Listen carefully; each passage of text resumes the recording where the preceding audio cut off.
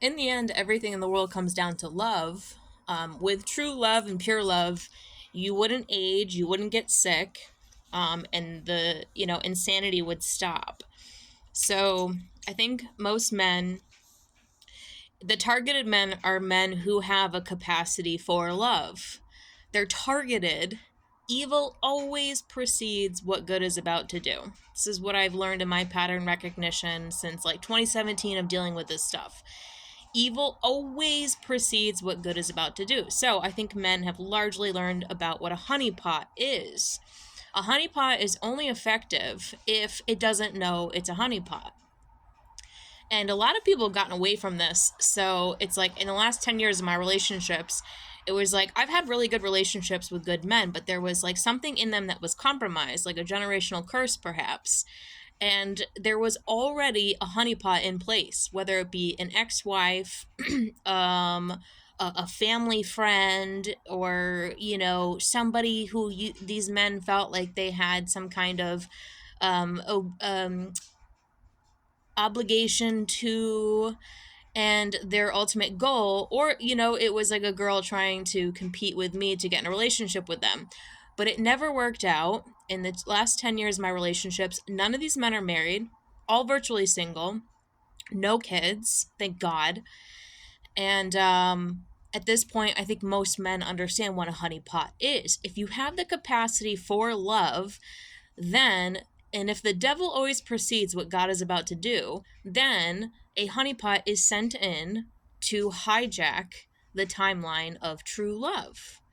So it's very interesting. And it's like in the end, with my last partner, there's an antichrist spirit in men, so it goes deeper. Because of the antichrist nature, I'm finding there's this battle, there's like this stagnate that like everything is good, but there's like this thing where they like can't bend to my will at all.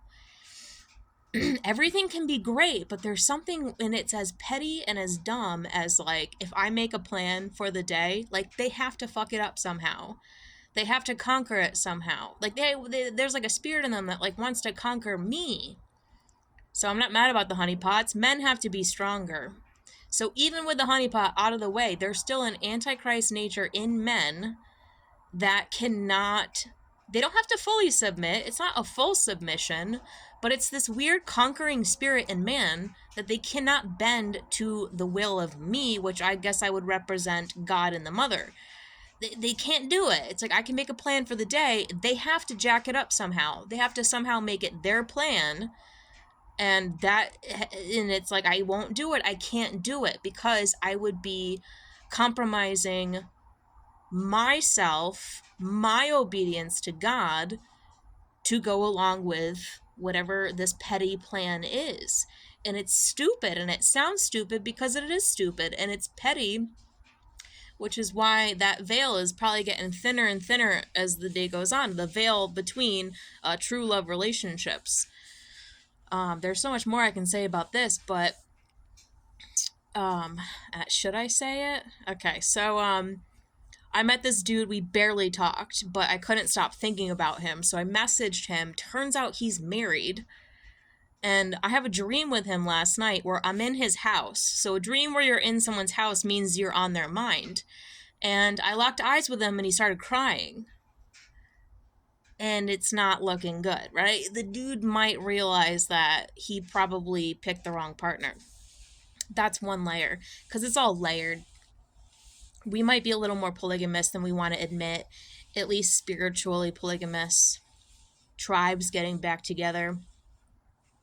My boyfriend in England, it's like I had plans to go there in February, and he basically planned the whole trip. My dog died. It was weird. It was very strange. He said my ex was gonna get in an accident, and he did. So because of these things, I was like, I'm not going. Like, too much stuff has just happened. My last boyfriend almost just died, got T-boned in an accident. The dog was kidnapped and killed. I found her, thank God. And I was like, I'm not going. Because it was like, it was all his plan. He said this shit would happen. It did. And it was like, I can't just bend to this will of this like evil nature of the world. So I had to cancel, and it was like months later after I recovered from the grief, because grief is so physical.